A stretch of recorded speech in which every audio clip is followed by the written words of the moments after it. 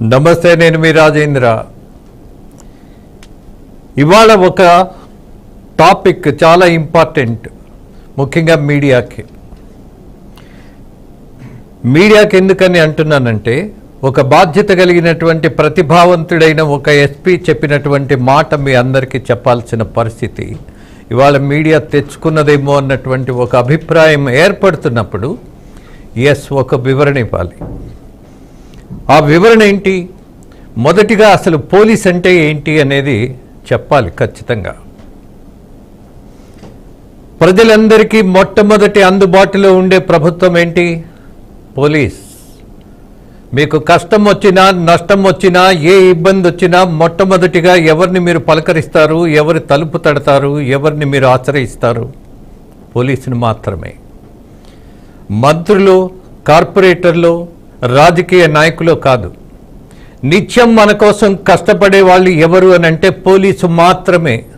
దాని మీద డిబేటే లేదు. నాకు మరొక అభిప్రాయమే ఉండవలసిన అవసరం కూడా లేదు. కట్టు బానిసలుగా జనం కోసం పనిచేస్తున్న వాళ్ళు ఎవరు అని అంటే పోలీసులు మాత్రమే ఈ వ్యవస్థలో. అలాగే దేశ రక్షణకు మిలిటరీ దళాలు ఎలా కష్టపడతాయో, ప్రాణాలు ఇస్తాయో, పోలీసులు కూడా ఆయా రాష్ట్రాలలో వాళ్ళ విధుల్లో కుటుంబాన్ని వదిలేసి కేవలం బాధ్యతగా మాత్రమే పనిచేసేటటువంటి ఒకే ఒక department police department. There is no doubt about that. కానీ విచిత్రంగా అదే పోలీసులను అనేక మంది దశాబ్దాల కొద్దీ చాలా తేలిగ్గా మాట్లాడతారు, చాలా చులకనగా చూస్తారు. పోలీసులతో సంబంధాలు పెట్టుకోవాలన్నా, స్నేహమైన కుటుంబ బంధమైనా పెట్టుకోవాలంటే కూడా ఒకప్పుడు భయపడేటటువంటి పరిస్థితి ఉన్నది. బట్ వ్యవస్థ చాలా మారింది. పోలీసుల్లో బాసిజం ఉండేది, ఇప్పుడు బాసిజం కంటే బాధ్యత పెరిగింది.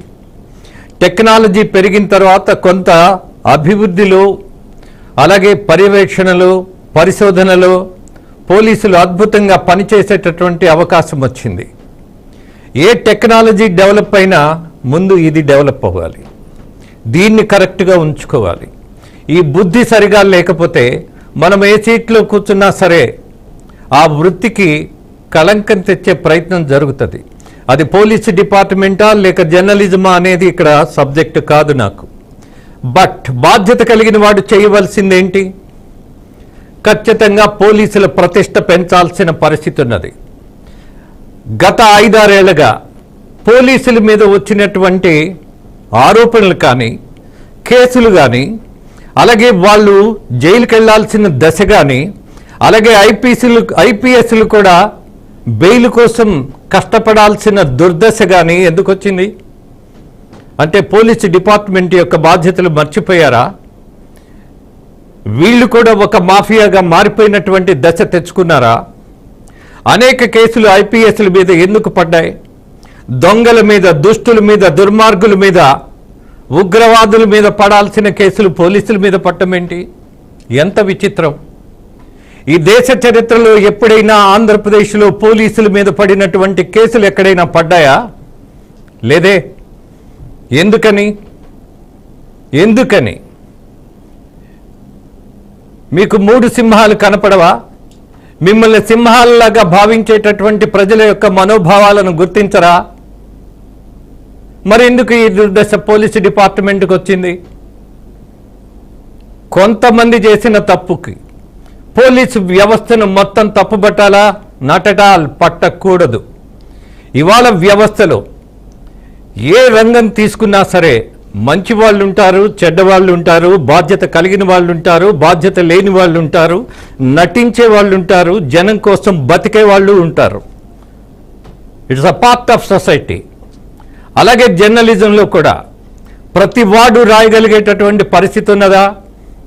అసలు జర్నలిజంలో ఒకే ఒక మాట నేను చెప్పదలుచుకున్నది, ఇవాళ మీడియా, నేనే చెప్తున్నా, ఒక జర్నలిస్టుగా, ఒక సీనియర్గా, ఒక ఛానల్కి ఎండీగా నేనే డిక్లేర్ చేస్తున్నా, మీడియా ఏది చెయ్యాలో అది చేయటల్లా, ఏది చెయ్యకూడదో అది చేస్తోంది. అన్ని మీడియా సంస్థలను ఇలానే కట్టేయాలా? అది తప్పు అవుతుంది. ఐపీఎస్లు జైలుకి వెళ్ళారు కదా, బెయిల్కి అప్లై చేశారు కదా అని నేను అందరు ఐపీఎస్లు ఇదే అని చెప్పగలనా? చెప్పలేను, చెప్పకూడదు కూడా. అది బాధ్యతారాహిత్యం అవుతుంది. మరి అలాగే ఒక కేసుకు సంబంధించి ఒక యువ ఎస్పీ చాలా బాధ్యతగా ముందుకొచ్చారు. ఆయన్ని అప్రిషియేట్ చేయాలి, ఆయన్ని అభినందించాలి, ఆయన ధైర్యాన్ని మనం ప్రోత్సహించాలి, ఖచ్చితంగా ప్రోత్సహించాలి. ఇక్కడ ఒక జర్నలిస్టు ఇంటి మీద కారు బద్దలు కొట్టినటువంటి సంఘటన మీద 3 దర్యాప్తు టీముల్ని పెట్టి ఇమ్మీడియట్గా రియాక్ట్ అయినటువంటి ఎస్పీకి నిజంగా నేను సెల్యూట్ చెప్పాలి, 100% సెల్యూట్ చెప్పాలి ఇక్కడ. ఎందుకంటే జర్నలిస్ట్కి ఆయన ఇచ్చినటువంటి గౌరవం, గుర్తింపు. అరే ఇలా దాడి జరగటం ఏంటి, ఒక సామాన్యుడి మీద జరిగినా ఇలానే స్పందిస్తారు. బట్ మీడియా పర్సన్ అనగానే మరింత వేగవంతమైనటువంటి దర్యాప్తు చేసే ప్రయత్నం చేశారు ఎస్పీ గారు. I would like to salute him. Fine. ఆయన కొన్ని సత్యాలను గ్రహించారు.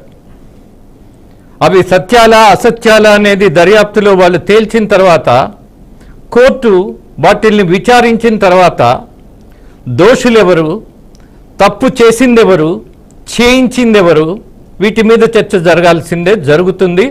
అప్పుడు మాత్రమే అభిప్రాయానికి రావాలి. ఎప్పుడు? కోర్టు ఒక వెరిడిక్ట్ ఇచ్చిన తర్వాత. ఇక్కడ ఒక విషయాన్ని చాలా స్పష్టంగా ప్రకటించారు ఎస్పీ గారు. అరుణ్ బాబు అనే జర్నలిస్ట్, ఆయన చరిత్ర, ఆయన గతం, అలాగే ఎవరైతే కంప్లైంట్ ఇచ్చారో అరుణ్ బాబు అనే అతను కంప్లైంట్ ఇచ్చాడు. అతను బీఆర్కే క్రైమ్ బ్యూరోలో ఉన్నటువంటి ఉద్యోగిగా ఆయన గురించి ఉదహరించారు. ఎస్, నిజం. మా దగ్గర ఉద్యోగిగా ఉన్నాడు. క్రైమ్ న్యూస్ను చేయటంలో, అలాగే క్రైమ్ న్యూస్ ఒకటే కాదు, అనేకమైనటువంటి వార్తలు ఇచ్చినటువంటి పరిస్థితిని కూడా మీకు చూయిస్తా. మేము అరుణ్ బాబుకి ఉద్యోగం ఎందుకు ఇచ్చాము అనంటే, అతను ప్రతిభావంతుడని కొన్ని విషయాలు మేము గమనించినప్పుడు, అతను చేసినటువంటి కొన్ని కవరేజెస్ మేము గమనించినప్పుడు, పరిశీలించినప్పుడు, yes, is a right person as a journalist అని భావించాం. అతను చేసినటువంటి కొన్ని కవరేజెస్ మీకు చూయిస్తా ఇప్పుడు. వేటి మీద అతను కవరేజెస్ ఇచ్చాడో, ఇంపార్టెంట్ కవరేజెస్ చేశాడో వాటిని మీకు ఇప్పుడే చూయిస్తా. చూడండి. పీసీఆర్